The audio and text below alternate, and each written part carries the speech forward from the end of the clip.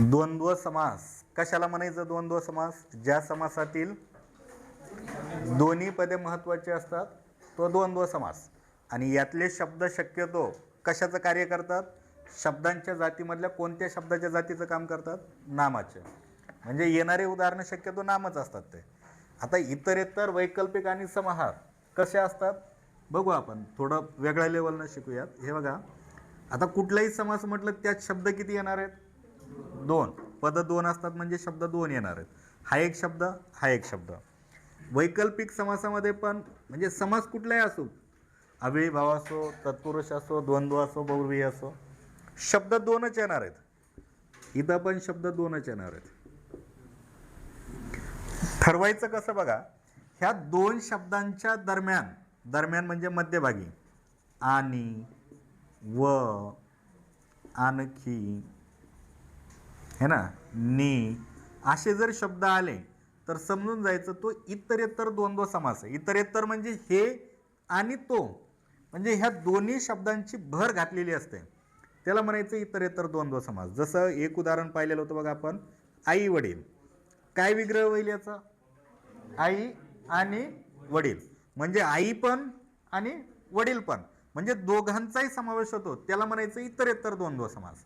वैकल्पिक, वैकल्पिक म्हणजे विकल्प दाखवलेला असतो, ऑप्शन, हे किंवा ते. मग किंवा मधल्या ठिकाणी शब्द आलेला असतो किंवा, हे किंवा ते, हे अथवा ते. मग असे जर मध्यभागी शब्द आले तर समजून जायचं तो प्रकार कोणता राहणार? हे किंवा ते. हे बघा, पाप पुण्य, काय विग्रह होईल? पाप किंवा पुण्य. पाप किंवा पुण्य, एक तर पाप तरी घडेल नाही तर पुण्य तरी घडेल, है ना. आणि समाहार, समाहार मध्ये आता इथं बघा, आणि, व, आणखी, म्हणजे हेही पद महत्वाचं आहे आणि हेही पद महत्वाचं आहे, बरोबर आहे ना. म्हणजे दोघांचं एकत्रीकरण केलं म्हणजे इतरेतर द्वंद्व समास. इथं दोन्ही पद महत्वाचे आहेत, मग त्यापैकी एक तर हे तरी घ्या किंवा हे तरी घ्या, दोन्हीपैकी एक निवडायचं आहे. इथं दोन्ही महत्वाचे आहेत, इथं दोन्हीपैकी एक निवडायचा आहे. इथं दोन्ही महत्वाचे, तर ह्या दोघांसोबत आणखी काही इतर पदार्थांचा त्यात समावेश असतो, त्याला समाहार म्हणायचं. समाहारचा अर्थच असतो समावेश. समाहार म्हणजेच समावेश, म्हणजे दोन्ही पद तर आहेतच पण त्याच्या व्यतिरिक्त आणखी काही पदांचा त्यात समावेश होतो, त्याला म्हणायचं समाहार. उदाहरणार्थ बघा, उदाहरणार्थ हा भाजी पाला हे उदाहरण आहे. बाजारातून आपण काय आणला? भाजीपाला आणला. भाजीपाला आणला म्हणजे भाजीन उरलेला पाला आणला का? हा, चहा पाणी वगैरे आता उदाहरण घेऊ. पण भाजीपाला म्हणजे काय काय आणलं बरं? भाजीपाल्यामध्ये बाजारातून भाजीपाला आणला, दोनच गोष्टी आणल्या का? काय काय आणलं मग? भाजी, हा भाजीपाला, मग त्यामध्ये भेंडी आणली, गवार आणली, है ना, गाजर आणलं, टोमॅटो आणला, आलू आणला, बटाटा आणला, मेथी आणली, पालक आणलं, बरंच काही. म्हणजे भाजीपाला व इतर तत्सम पदार्थ, बरोबर आहे ना. किंवा आपण म्हणू शकतो भाजीपाला वगैरे वगैरे, म्हणजे आणखी काही शब्द आले त्यामध्ये. इथं दोघांचाही समावेश झाला, इथं दोघांपैकी एक निवडायचा आहे. इथं दोघं तर आहेतच पण त्याच्यासोबत आणखी काही शब्द आहेत. आपण एखाद्याला चहा पाण्याला बोलवतो घरी, आता सर म्हटले चहा पाणी, चहा पाण्याला बोलवलं. मग तुम्ही जर घरी पाहुण्याला चहा पाण्याला बोलवलं तर त्याला चहा पाणी देऊन काढून देता का? हा, कोणी पोहे देतं, कोणी चहा सोबत बिस्किट देतं, है ना, आणखी तोस देतं, कोणी खारी देतं, पास्ता देतं, आणखी काही डबरवटी त्याला पाव म्हणते. कोणी जेव घालतं, हा बडशोप देतो कोणी, है ना. म्हणजे चहा पाणी आणि इतर तत्सम पदार्थ किंवा वगैरे वगैरे, याचा विग्रह दोन्ही प्रकारे होतो, चहा पाणी व इतर तत्सम पदार्थ. किंवा दुसरा विग्रह काय? चहा पाणी वगैरे वगैरे. आपण जर जुना एखादा मित्र भेटला तर सहज म्हणतो कसे आहेत लेकरं बाळ, म्हणतो ना. किंवा कसे आहेत मुलं बाळ. मुलं बाळ म्हणजे मुलं बाळ दोनच का? मूल कसं आहे आणि बाळ कसं आहे? आता समजा आता तुमच्यातले, आता तुम्ही समजा आपण मोठाले जर एकमेकांना जर भेटलो तर आपण म्हणतो कशी आहेत मुलं बाळ. ते विचारण्यामागे उद्देश काय असतो माहितीये का, की मुलं बाळ तर ठीक आहे, पण आईची तब्येत कशी आहे, बाबा कसे आहेत, है ना, पती किंवा पत्नी किंवा इतर मुलं वगैरे कसे आहेत, है ना, म्हणजे घरात जेवढे मेंबर आहेत त्या सगळ्यांची चौकशी केली. मुलं बाळ कशी आहेत म्हणजे सगळ्यांची चौकशी आली. आईची तब्येत, बाबाची तब्येत सगळे आले. म्हणजे मुलं बाळ म्हणजे मूल बाळ वगैरे वगैरे, किंवा इतर तत्सम पदार्थ. बघा, इतरेतर म्हणजे दोघंही महत्वाचे, दोन्ही पाहिजेत. वैकल्पिक दोन्हीपैकी एक पाहिजे. समाहार दोन्ही घ्या आणि त्याच्यासोबत आणखी काही घ्या. समाहार, समाहार म्हणजे समावेश. अशा प्रकारे आहे. सांगा बरं आणखी उदाहरणं. आता इकडचे सांगा, इथले सांगा, तिथले सांगा, आपण टाकू. तुम्ही कुठले उदाहरण सांगा, आपण टाकून बघू कुठं बसतं. बहीण भाऊ कशात जाईल, 1 2 3. बहीण भाऊ, बहीण आणि भाऊ. आणखी मायलेक, माय आणि लेक. बर, माय लेक. आणखी आजी आजोबा, आजी आणि आजोबा, नवरा बायको. बस झाले हे इकडे. बरं इकडं सांगा, असे विरुद्धार्थी शब्द आले का, विरुद्धार्थी पाप पुण्य, न्याय अन्याय, ते सगळे इथे येतात विरुद्धार्थीमध्ये. पाप पुण्य, न्यायान्याय, सत्यासत्य, है ना, पास नापास, पास किंवा नापास, सत्य किंवा असत्य, न्याय किंवा अन्याय, पाप किंवा पुण्य, है ना. आणखी म्हणतो येताना काय करतो, 4-5 पोरं सोबत घेऊन ये म्हणतो ना आपण. 4-5, 4-5 म्हणजे 4 आणि 5 9 आणायचे का. 4-5 म्हणजे 4 किंवा 5 घेऊन ये. 4-5 पोरं सोबत आण म्हणजे काय, 4 किंवा 5 दोन्हीपैकी एक. पण 21 म्हणतो आपण. 21 म्हणजे 1 किंवा 20 असं होईल का. 21 म्हणजे 1 आणि 20. 21 म्हणजे 1 आणि 20 दोघांचा मिळून 21 तयार होतो, है ना. 4-5 म्हणजे 4 किंवा 5. आपण 5-50 पण म्हणतो. 5-50 लोक होते. 5-50 म्हणजे 5 किंवा 50 च्या दरम्यान समजा जे असेल ते. आणि इकडे भाजीपाला, है ना, चहा पाणी, मुलं बाळ. आणखी आथरून पांघरून. आथरून पांघरून म्हणजे काय, त्याच्यात कोण कोण आलं, उशी आली, गोधडं आलं, रग आली, सगळंच आलं. हा, गाधी आली, सगळ्या गोष्टी अंथरून पांघरून. बर, आणखी केर कचरा, केर कचरा, हळदी कुंकू. आता आपण हळदी कुंकूला बाया बोलवतो, फक्त हळद आणि कुंकू लावून देतो काढून. थोड्या गप्पा गोष्टी होता, कोणी चहा देतं, कोणी सोप देतं हातावर, साखर, किंवा कोणी नाश्त्याला ठेवलेलं असतं, है ना. हळदी कुंकू, केर कचरा, अंथरून पांघरून, मुलं बाळं, चहा पाणी, भाजीपाला, हे सगळं समाहारमध्ये. बघा असे उदाहरणं आहेत. आणखी तुम्हाला सांगता येत असतील तर सांगा, आपण टाकू इकडं तिकडं कुठं जातं ते बघू. सांगा आणखी. हां बजायले. आई वडील, तो तिकडं 1 नंबरला. बाजार हाट नावाचा एक शब्द येतो बघा, बऱ्याच वेळा परीक्षेला आलेला आहे. बाजार हाट वगैरे वगैरे, हे इकडे येतो, समाहारमध्ये येतो. याचा विग्रह करताना वगैरे वगैरे करा, किंवा तत्सम शब्द, भाजीपाला व इतर तत्सम पदार्थ असा होतो, किंवा भाजीपाला वगैरे वगैरे असा होतो. दोन्हीपैकी एक. समजले का हे 3 प्रकार. मग आणखी काही उदाहरणं सांगतायत का, सांगा. ती इथं नाही बसले तरी दुसरीकडे कुठं तरी बसत असले तर बघू आपण. तोंडाला येईल तो शब्द सांगा, काही प्रॉब्लेम नाही. कोणता.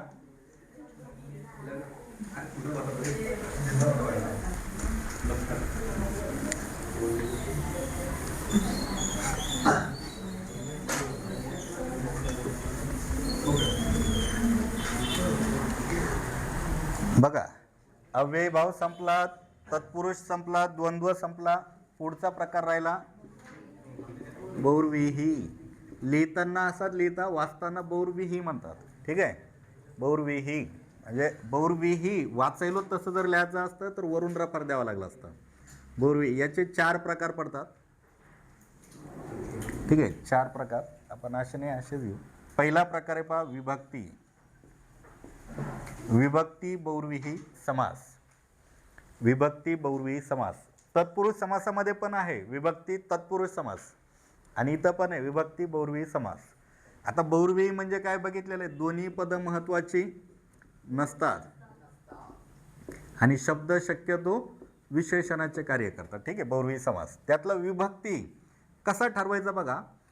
आता ह्या बहुव्रीही समासातली जेवढे उदाहरणे येतील त्याचा विग्रह असा लहान नाही होत, भला मोठा होतो विग्रह. सगळे जेवढे प्रकार आहेत तेवढे. मग विग्रह करत असताना, ज्या बहुव्रीही समासातील शब्दाचा विग्रह करत असताना शेवटी एक संबंधी सर्वनाम येते. संबंधी सर्वनाम कोणकोणते संबंधी सर्वनाम आहेत? जो, जी है ना, जो, जी, जे, ज्या, हे संबंधी सर्वनाम आहेत. शेवटी एक संबंधी सर्वनाम येते. या संबंधी सर्वनामाला जर एखाद्या विभक्तीचा प्रत्यय लागत असेल तर त्याला विभक्ती बहुव्रीही समास म्हणायचं. आणि ह्या जोला ज्या विभक्तीचा प्रत्यय लागेल त्या विभक्तीचे नाव त्या समासाला द्यावे. उदाहरणार्थ, आता गजानन शब्द घेतलेला होता म्हणून परत घेऊ आपण. गजानन, गजा सारखे आहे आनन, ज्याला असा तो. संबंधी सर्वनाम कोणतं आलेलं आहे इथं? ज्या. हे ज्याला. जो हा एकच संबंधी सर्वनाम आहे, तो नाही. तो तर तो कोणता त्याला दर्शक सर्वनाम असतो किंवा तो पुरुषवाचक सर्वनाम. इथं जो हा संबंधी सर्वनाम आहे, त्याला ला प्रत्यय लागला. ला एकतर द्वितीयेचा असतो किंवा चतुर्थीचा. सलानाते द्वितीय आणि चतुर्थीचे प्रत्यय सारखे असतात. पण इथं दान दिल्या चालले, भेट दिल्या चालली, ह्याचं तोंड त्याला. भेट म्हणजे कोणती विभक्ती? म्हणून याला म्हणायचं चतुर्थी विभक्ती. चतुर्थी विभक्ती बहुव्रीही समास. याचं उत्तर राहील चतुर्थी विभक्ती बहुव्रीही समास. आणखी एक उदाहरण घेतलेलं होतं बघा आपण, जितेंद्रिय घेतलं होतं ना. कसा विग्रह केला होता याचा आपण? जिंकली आहेत इंद्रिय, ज्याने असा तो. कोणता आला इथं संबंधी सर्वनाम? ज्याने, है ना.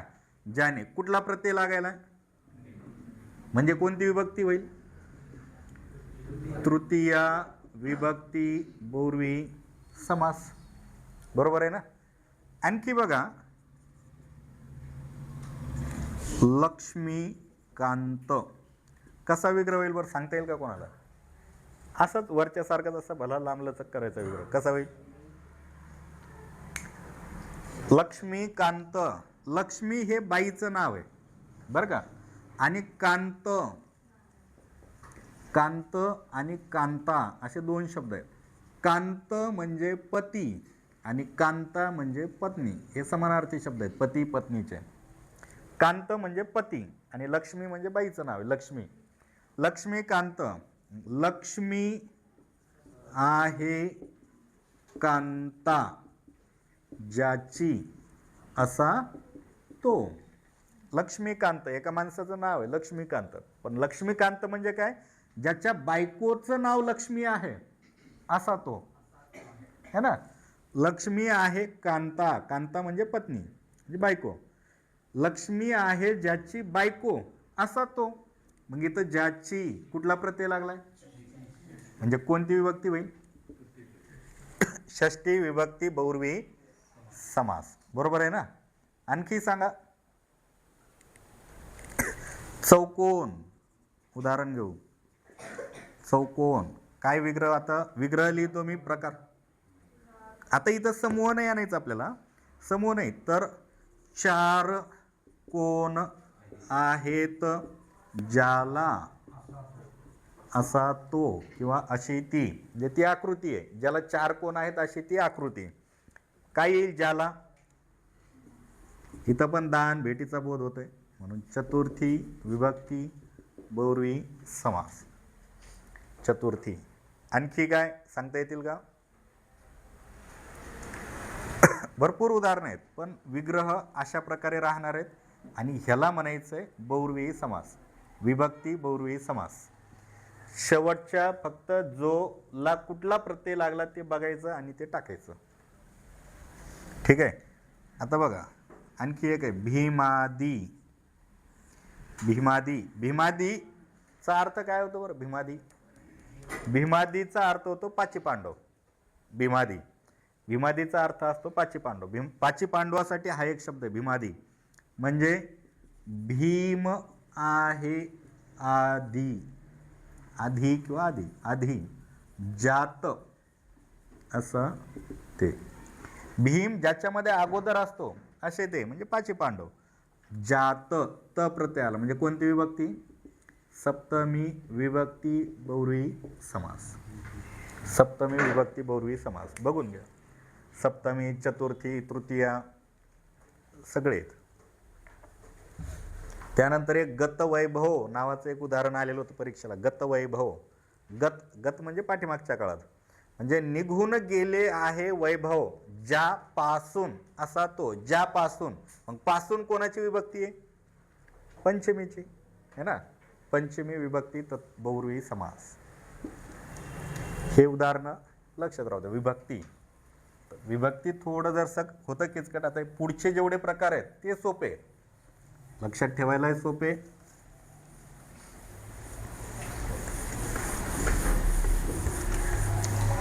बघा शेवटचे 3 प्रकार राहिलेले आहेत. एक आहे सह बहुव्रीही समास. सहचा अर्थ काय असतो?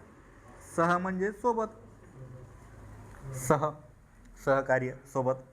मग ज्या बहुव्रीही समासातील पहिलं पद स, सह, सहा अशा प्रकारे असतं, म्हणजे सोबत सोबत असं पहिलं पद आलं की त्याला सह बहुव्रीही समास म्हणायचं. उदाहरणार्थ बघा सहपरिवार. सहपरिवार म्हणजे काय? जो परिवारासहित आहे असा तो. सहकुटुंब, सहकुटुंब म्हणजे जो कुटुंबासहित आहे असा तो. आपण एखाद्याला भेट वस्तू देत असतो, कशी असते ती? सप्रेम. म्हणजे ती भेट कशी असते? प्रेमासहित आहे अशी ती. जी भेट देतोय ना आपण, ती भेटवस्तू कशी? सप्रेम, म्हणजे प्रेमासहित आहे. भांडण राग देतो का भेट एखाद्याला? नाही. राग दिली तर मग ती सप्रेम भेट नाही होऊ शकत. सप्रेम म्हणजे स्वखुशीने दिलेली, प्रेमासहित आहे अशी ती. आपण एखाद्याला करतो नमस्कार, कसा?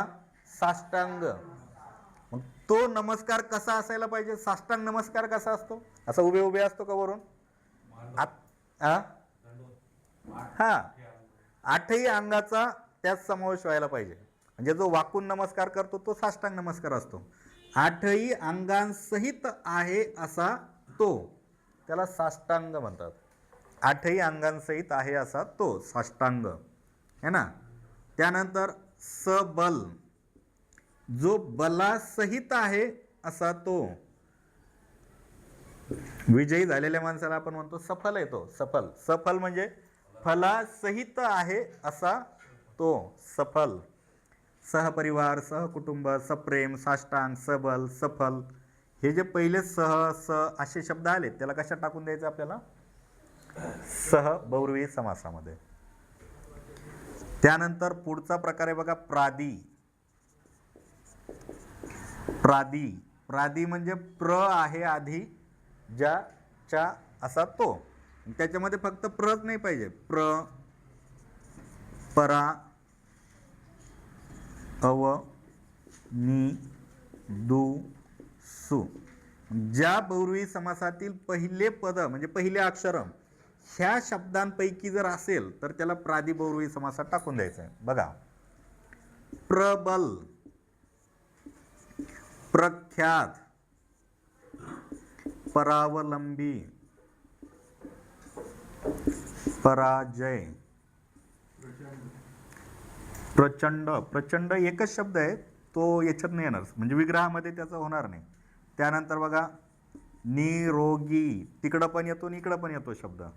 त्यानंतर पराभव, त्यानंतर सुविचार, किंवा सुविख्यात असे शब्द. प्रबल म्हणजे प्र म्हणजे अधिक, अधिक आहे बल ज्याचे असा तो. प्रख्यात, प्रख्यात म्हणजे ज्याची ख्याती अधिक आहे असा तो. परावलंबी, पर म्हणजे दुसरा, पर म्हणतो ना परकीय म्हणजे दुसरे. परावलंबी जो दुसऱ्यावर अवलंबून आहे असा तो. पराजय ज्याचा जय नाही झाला असा तो.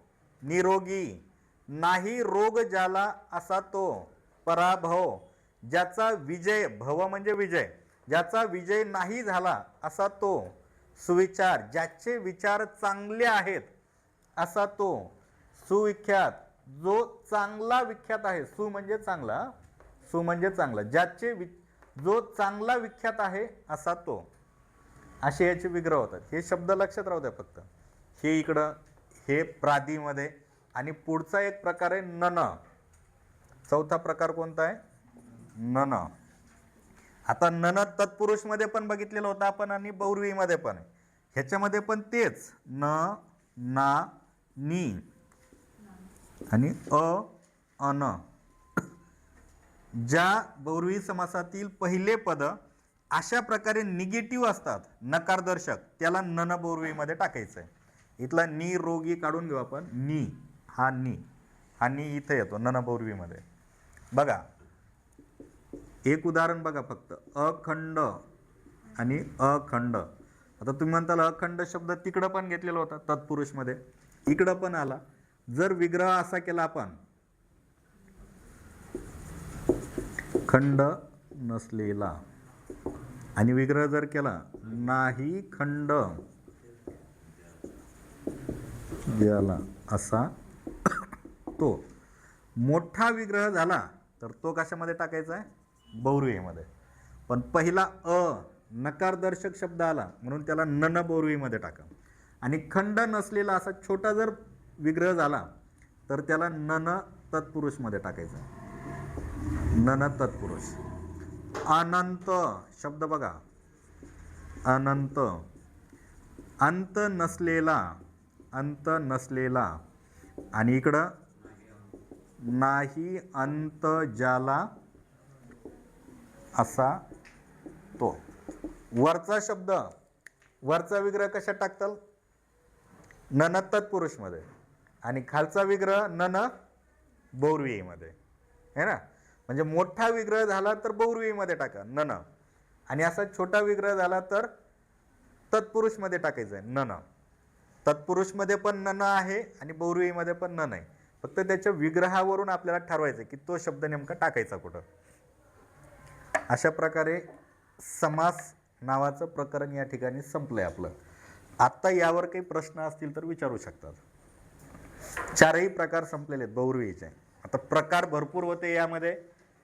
प्रकार भरपूर असले की किचकट वाटतं, थोडं लक्षात ठेवायला अवघड जातं. कुठला प्रकार लक्षात ठेवायचा सगळा गोंधळ होतो. समास शिकवायला किमान 4 ते 5 दिवस लागले असते आपल्याला. रोजचा जर 1-1 तास घेतला असता तर आपण 1-1.5 तासात संपवलं. उदाहरणं कमी कमी घेतले, पण जेवढं घ्यायचंय तेवढं आपण घेतलंय सविस्तर. फक्त तुम्ही व्हिडिओ व्यवस्थित काळजीपूर्वक बघा, सर टाकतील तुम्हाला, त्यावर लक्षात येऊन जाईल. किंवा घरी गेल्या गेल्या हेच प्रकरण जर तुम्ही पुस्तकात बघितलं, वहीमध्ये, पुस्तकात किंवा यूट्यूबला वगैरे, तर ऑटोमॅटिक क्लिक होईल, अरे हां सरनं असं शिकवलं होतं, क्लिक होऊन जाईल. फक्त घरी गेल्यावर बघा. याच्यात काही जर अडचण असेल तर तुम्ही विचारू शकता. यूट्यूबला आहेत ना, पहिले पण आहेत, ॲप पण आहे, पण सरांनी आता रेकॉर्ड केलेलं आहे ना, हे पण टाकणार आहेत. किंवा याच्या व्यतिरिक्त बघा त्या ॲपमध्ये तर खूप म्हणजे व्यवस्थित टाकलेले आहेत.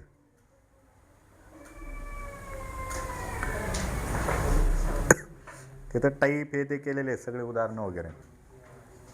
पण ते ॲपमध्ये जा हे ते कुठाने करण्यापेक्षा थोडं आता बऱ्यापैकी आपण घेतलेलंच आहे. पुस्तकात पाहिलं की लक्षात येऊन जाईल. उदाहरणं फक्त पाहायचे त्यात. ॲप का? छत्रपती स्पर्धा परीक्षा नावानं ॲप आहे.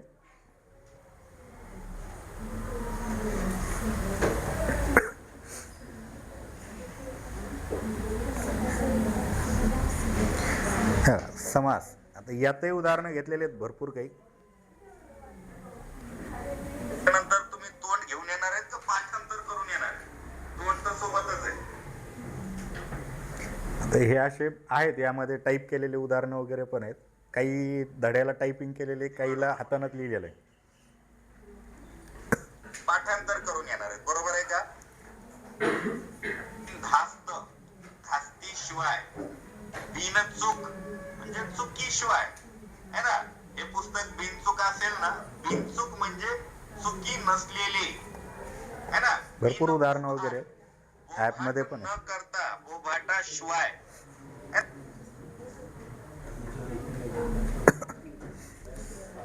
अशा प्रकारे हा एक धडा संपला आहे. आपण छोटेखानी आणखी एक धडा शिकवणार आहोत. एक घेऊ आपण. किती वाजलेले आहेत? 1 पर्यंत आपल्याला घ्यायचं. अर्धा तास बाकी, अर्ध्या तासात संपल असा एक धडा छोटेखानी घेऊ आपण. या ठिकाणी बघू. कोणाला काही अडचण या धड्याविषयी? वाकळे सर, काही विचारायचं आहे? नवीन मंडळीपैकी कोणाला काही बोलायचं असेल तर बोला. काही विचारायचं आहे विचारा, किंवा तुमच्या मनात कुठले उदाहरणं असतील, कोणतेही उदाहरण सांगा. तो समासातला असो नसो, मी क्लिअर करेल की हा समासात येत नाही शब्द. बरं, येत असेल तर कोणत्या प्रकारात येतो तेही सांगेल.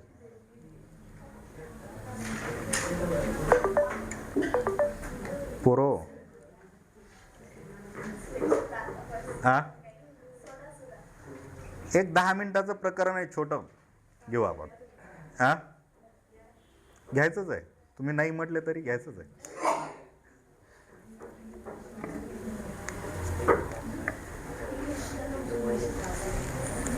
सांगायचेत का काही उदाहरणं वगैरे? काही विचारायचं आहे? नाही, नाही असं गृहीत धरून आपण शिकवायला चालू करू. बरं, वाक्यातला कर्ता कर्म वगैरे ओळखता येतं का तुम्हाला? घेऊ का वाक्य?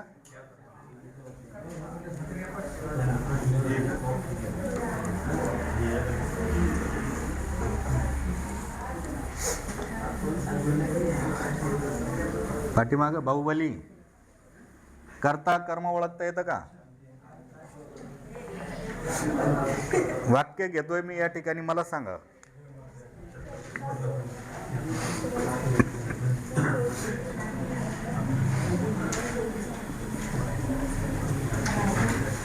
सोपं उदाहरण घेतो.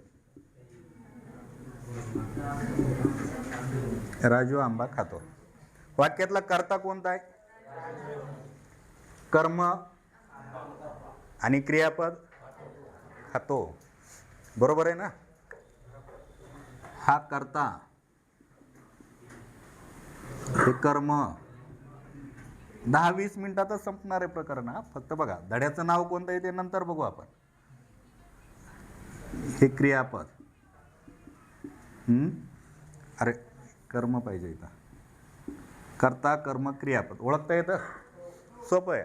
आणि एवढं बी सोपं नाही, हे आपण त्या धड्यामध्ये शिकलेलो आहेत. कर्ता कसा ओळखायचा, कर्म कसं, प्रकार वगैरे, फसवे कर्ते कसे असतात, फसवे कर्म कसे असतात, सगळं शिकलेलो आहे डिटेलमध्ये. हे आपण त्यापैकी एक सोपं उदाहरण घेतलं. हेच वाक्य मी परत लिहितो. देवसेना, इकडे बघा, 3च नावं सांगितलेत, एक बाहुबली, एक देवसेना. बघा आता, शेजारचा राजू, पिकलेला आंबा,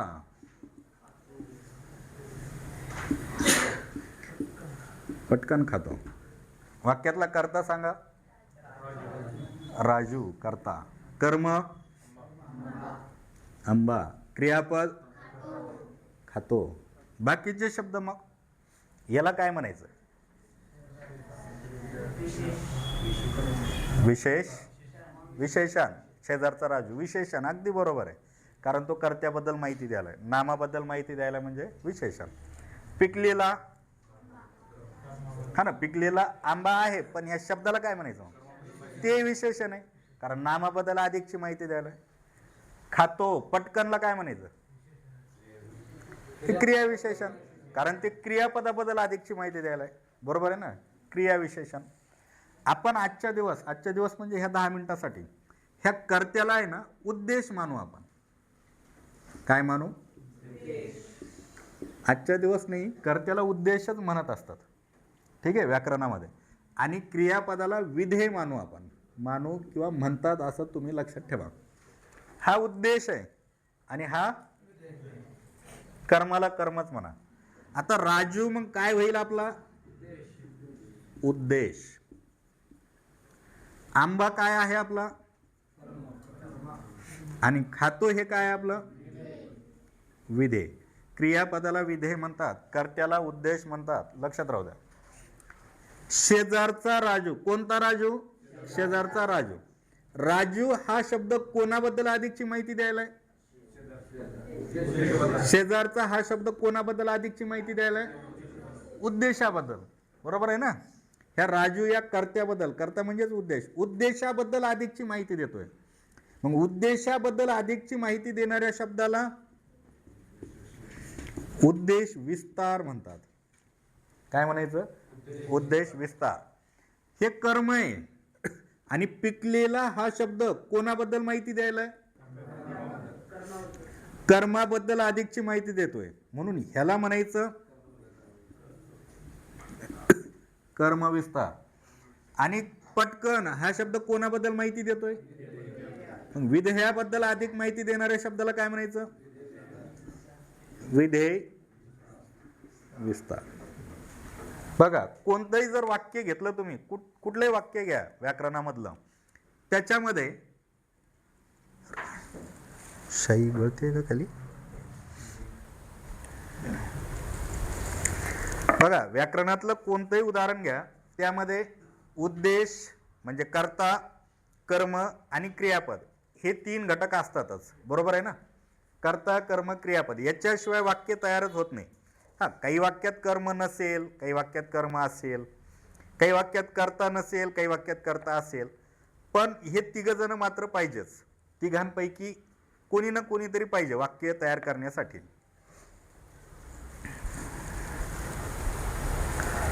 म्हणजे वाक्य जर तयार करायचं असेल तर त्यात उद्देश, कर्म, विधेय हे 3 गोष्टी असतात आणि त्याच्या व्यतिरिक्त हे काही शब्द असतात.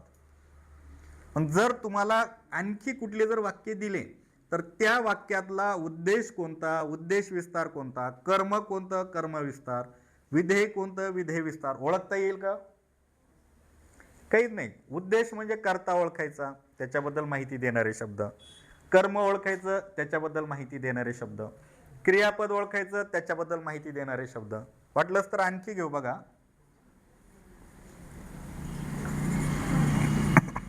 आमच्या वर्गातील देवसेना. आमच्या वर्गातील देवसेना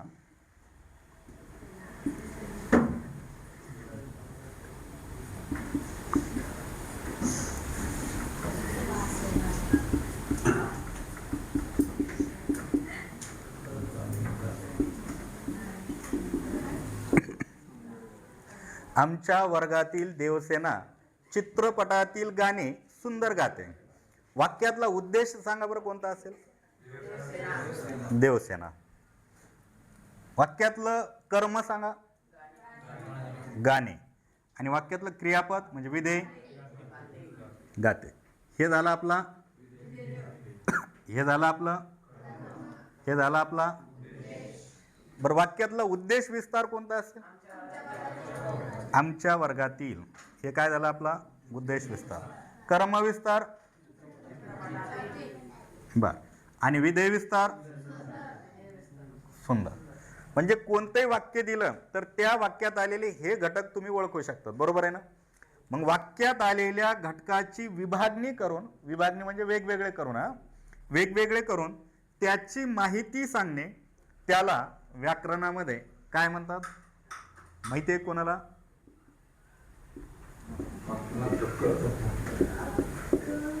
त्याला म्हणायचं वाक्य पृथक्करण.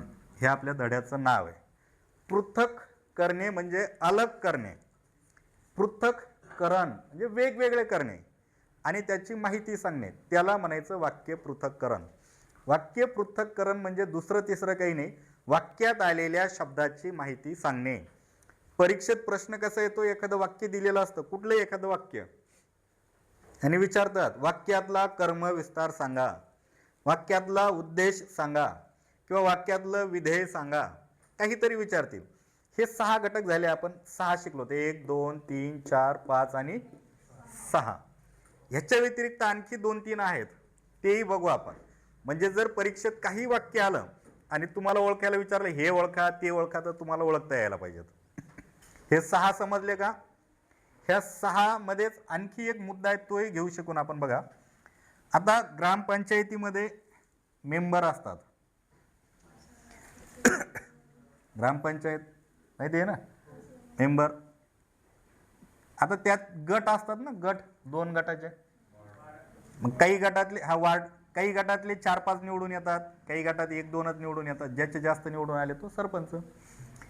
हे वाक्य म्हणजे आपलं ग्रामपंचायत असं गृहीत धरू. त्यातले 2 गट पाडू आपण, 2 गट. पहिला गट म्हणजे उद्देश, विस्तार आणि उद्देश इथपर्यंत एक गट, उरलेला एक गट. ठीक आहे, खालचा नंतर तुम्ही मला सांगा. उद्देश आणि उद्देश विस्तार ह्या दोघांमध्ये एक गट तयार केला आणि उरलेला सगळा पसारा आपण एका गटात टाकून दिला. तर ह्या दोघांना काय म्हणायचं माहिती आहे का? वाक्यातल्या ह्या दोघांना काय म्हणतात? उद्देशांग किंवा उद्देश विभाग म्हणतात. काय म्हणायचं? उद्देशांग किंवा उद्देश विभाग. आणि उरलेल्या पूर्ण पसाराला काय म्हणायचं या ठिकाणी? विधेयांग. विधेयांग किंवा विधेय विभाग. विधेय विभाग हे कशाचे प्रकार आहेत? 2. तर ह्या संपूर्ण ग्रामपंचायतीचे. ग्रामपंचायत म्हणजे वाक्य. हे वाक्य, वाक्याचे 2 प्रकार पडतात. एक म्हणजे उद्देशांग आणि दुसरा म्हणजे विधेयांग. मग परीक्षेला एखादं तुम्हाला वाक्य देतील, त्या वाक्यातला उद्देशांग ओळखा असं विचारतील किंवा त्या वाक्यातला विधेयांग ओळखा असं विचारतील. समजा हे वाक्य आलं, आमच्या वर्गातील देवसेना चित्रपटातील गाणे सुंदर गाते. सांगा बरं, ह्या वाक्यातला उद्देशांग कोणता असेल? आमच्या वर्गातील देवसेना. इथपर्यंत जे वाक्य आहे हे वाक्य उद्देशांगात येईल आणि विधेयांगामध्ये उरलेलं वाक्य. कोणतंही वाक्य आलं तर त्याचे असे 2 गट पाडता यायला पाहिजे.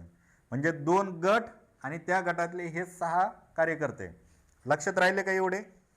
ह्याच्या व्यतिरिक्त पुढचा मुद्दा बघा. आता बघा,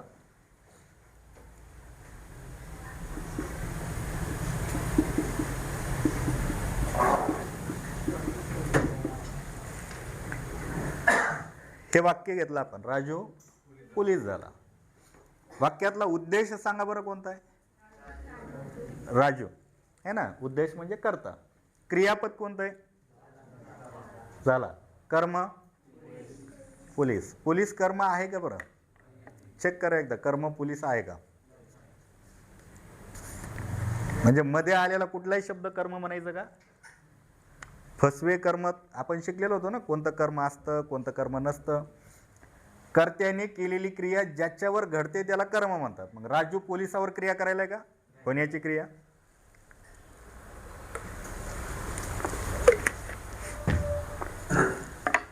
हे कर्म नाही. किंवा बघा परीक्षेतलं वाक्य, आंबा नासका निघाला. सांगा वाक्यातला कर्ता कोणता आहे आणि क्रियापद निघाला. कर्म, कर्म नाही वाक्यामध्ये. नासका हे काही कर्म होणार नाही. आंब्यानं नासक्यावर क्रिया केली का? नाही केली. किंवा बघा, देवसेना हुशार आहे. तुला म्हणत नाही मी, त्यात देवसेना. हा, आणि वाटून पण घेऊ नको. वाक्यातला कर्ता सांगा कोणता आहे? देवसेना. आणि क्रियापद आहे. कर्म आहे का वाक्यात? कर्म नाही. मग कर्म नाही तर ह्या मधल्या शब्दांना काय म्हणायचं? उद्देशांग तर नाही होणार. उद्देशांगामध्ये उद्देश आणि उद्देश विस्तार येईल. आता हा शब्द म्हणजे उद्देश आहे, है ना. हे इकडचे जे शब्द आहेत हे उद्देश आहेत. उद्देश म्हणजे करते आहेत, हे झाले उद्देश. हे क्रियापद आहेत. क्रियापद म्हणजेच काय आपले? विधेय. हे उद्देश, हे विधेय. ह्यांना काय म्हणायचं? आता हे उद्देशाबद्दल पण माहिती सांगत नाहीत, म्हणजे यांना उद्देश विस्तार म्हणता येणार नाही. हे कर्म पण नाहीत, त्याच्यामुळे यांना कर्म म्हणता येणार नाही. कर्माबद्दल माहिती देण्याचा तर काही प्रश्नच नाही. बरं, हे विधेयाबद्दल पण अधिक माहिती देत नाहीत, है ना. पण हे जर शब्द आपण काढून टाकले वाक्यातून तर वाक्याचा अर्थ पण पूर्ण होत नाही. राजू झाला होईल का वाक्य? आंबा निघाला वाक्य पूर्ण व्हायले का? आंबा नासका निघाला. देवसेना आहे, आहे कशी आहे? हुशार. हा शब्द टाकावा लागायला मध्ये. म्हणजे हे शब्द जर काढून टाकले तर वाक्याचा अर्थ होणार नाही. म्हणजे वाक्याचा अर्थ पूर्ण करण्यासाठी या शब्दांची आपल्याला गरज आहे. बरोबर आहे ना? वाक्याचा अर्थ पूर्ण करण्यासाठी या शब्दांची गरज आहे. याला कर्म म्हणत नसतात, म्हणजे कर्मा व्यतिरिक्त शब्द आहेत.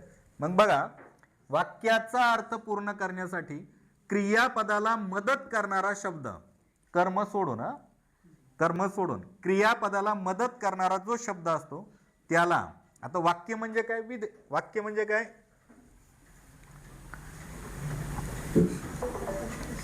वाक्य म्हणजेच विधान. वाक्य म्हणजे विधान. मग ह्या विधानाचा अर्थ पूर्ण करण्यासाठी मदत करणारा शब्द म्हणजे त्याला म्हणायचं विधानपूरक. याला काय म्हणायचं मग? म्हणजे जे कर्म नसतात ना शब्द, कर्म नसलेले, कर्त्यानंतर येणारे कर्म नसलेले जे शब्द असतात त्याला विधानपूरक मध्ये टाकायचं. जे फसवे कर्म असतात ना, आपल्याला वाटतं अरे हे कर्म असेल, ते कर्म नाही, तर ते विधानपूरक असतात. पूरक म्हणजे वाक्याचा अर्थ पूर्ण करण्यासाठी मदत करणारे शब्द म्हणजे विधानपूरक. लक्षात राहील विधानपूरक. तर याच्या व्यतिरिक्त आणखी पुढचा मुद्दा बघा. देवसेना खड्ड्यात पडली. तुला म्हणत नाही. वाक्यातला उद्देश कोणता आहे बरं? करता देवसेना. आणि क्रियापद कोणतं आहे? पडली, है ना. देवसेना पडली. इथं देवसेना आहे, देवसेना हुशार आहे. हुशार शब्द जर आपण काढून टाकला असता तर वाक्याला अर्थ पूर्ण होऊ लागला का? नाही. वाक्याचा अर्थ पूर्ण करण्यासाठी हुशार या शब्दाची गरज होती आपल्याला. इथं बघा, खड्ड्यात हे काही कर्म नाही, तसं हेही कर्म नव्हतं, तसं हेही कर्म नाही, पण देवसेना पडली अर्थ पूर्ण होतं. खड्ड्यात असू अगर नसो, खड्ड्यात हा शब्द खड्ड्यात गेला तरी चालेल. देवसेना पडली किंवा देवसेना खड्ड्यात पडली ह्या शब्दानं काही आपला काही फरक पडत नाही. वाक्यात असो अगर नसो, पण आलाय म्हणजे त्याला काहीतरी नाव द्यावं लागेल ना. परीक्षेत आल्यावर म्हणायचं का हे नसलं तरी चालेल. तो शब्द आला म्हणजे आपल्याला ओळखावं लागेल का आहे तर. म्हणजे बघा, जो शब्द वाक्याचा अर्थ पूर्ण करण्यासाठी मदत करत नाही पण महत्वाचा आहे, वाक्यात आलेला शब्द आहे आणि तो शब्द शक्यतो स्थळ दाखवणारा शब्द असतो. स्थळ, त्याला म्हणायचं आधारपूरक. त्याला काय म्हणायचंय? आधारपूरक. पडली, पण कुठे पडली?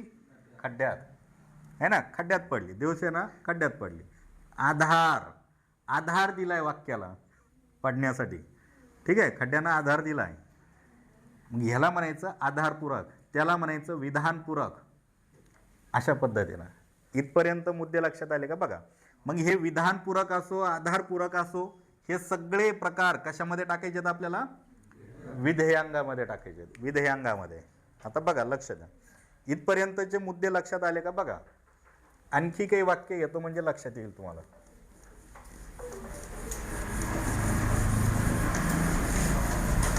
धड्याचं नाव काय आपल्या? वाक्य पृथक्करण. धड्याचं नाव आहे वाक्य पृथक्करण. पृथक म्हणजे विभागणी करणे. वाक्यात आलेल्या शब्दाची विभागणी करून त्याची माहिती सांगणे, त्याला म्हणायचं वाक्य पृथक्करण. वाक्याचे किती प्रकार पडतात? 2. एक म्हणजे हे वाक्य, या वाक्याचे 2 प्रकार पडतात. एक म्हणजे उद्देशांग किंवा यालाच म्हणायचं उद्देश विभाग. हा एक प्रकार वाक्याचा. आणि दुसरा म्हणजे विधेयांग किंवा यालाच म्हणायचंय विधेय विभाग हा वाक्याचा दुसरा प्रकार. ह्याच्यामध्ये कोण कोण येतं? फक्त उद्देश आणि उद्देश विस्तार दोघच जण येतात. 1 2 म्हणजे ह्या मेंबरचे 2च उमेदवार निवडून आले. इकडं मात्र कर्म असतं, कर्म विस्तार असतो. विधेय असतो, विधेय विस्तार असतो. इथं विधान पूरक पण असतो आणि आधार पूरक पण असतो. ठीक आहे, हे लक्षात राहू द्या. मग आता समजा वाक्य घेतलं,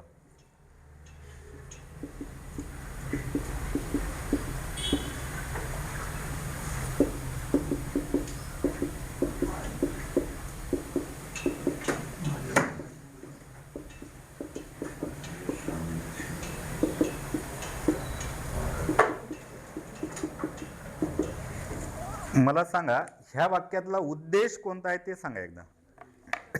उद्देश म्हणजे वाक्यातला कर्ता. शीतल हा झाला कर्ता. कर्म सांगा. संगीत हे झालं कर्म. आणि क्रियापद गाते, हे काय? क्रियापद. ठीक आहे. आता उद्देशाबद्दल अधिक माहिती देणारे शब्द कोणते? मामा, माझ्या मामाची मुलगी. हे शब्द काय म्हणताल तुम्ही? उद्देश विस्तार. उद्देश विस्तार. वाक्यातला कर्मविस्तार कोणता आहे? संगीताबद्दल अधिक माहिती देणारा शब्द शास्त्रीय. हा शब्द काय झाला आपला? कर्मविस्तार. आणि क्रियापदाबद्दल माहिती देणारे शब्द फारच छान. याला कशात टाकताल? विधेय विस्तार. ठीक आहे. बरं, ह्या वाक्यामधलं उद्देशांग कोणता किंवा उद्देश विभाग कोणता? कुठपर्यंत असेल उद्देश विभाग? शीतलपर्यंत. माझ्या मामाची मुलगी शीतल. हा एवढा भाग कशात टाकणार तुम्ही? उद्देशांगामध्ये. आणि इकडं उरलेला भाग कशात टाकताल? विधेयांगात. बघून घ्या. आता फक्त एवढं शिकायचं होतं आपल्याला. उद्देशांग म्हणजे काय, विधेयांग म्हणजे काय, उद्देश म्हणजे काय, उद्देश विस्तार म्हणजे काय, कर्म कर्म विस्तार, विधेय विधेय विस्तार. ठीक आहे. आणि बाकी आधारपूरक विधानपूरक तर बघितलेलंच आहे. कोणतंही वाक्य घ्यायचं घरी गेल्यावर त्याचे असे तुकडे पाडायचे 2, त्यातले प्रकार वगैरे ओळखायचे आणि ठरवायचं. ह्याला म्हणायचं वाक्य पृथक्करण. हाही धडा तसा मोठा धडा आहे, आपण शॉर्टकटमध्ये घेतला. उदाहरणं घ्या आणि घरी प्रॅक्टिस करा. जर नाहीच काही समजलं तर पुढच्या लेक्चरला परत विचारा. परत हा धडा मी डबल घेईल रिपीटमध्ये. नाही तर मग नेक्स्ट टाईमचा वेगळा धडा. थांबूया या ठिकाणी. 2 धडे आपले संपलेले आहेत.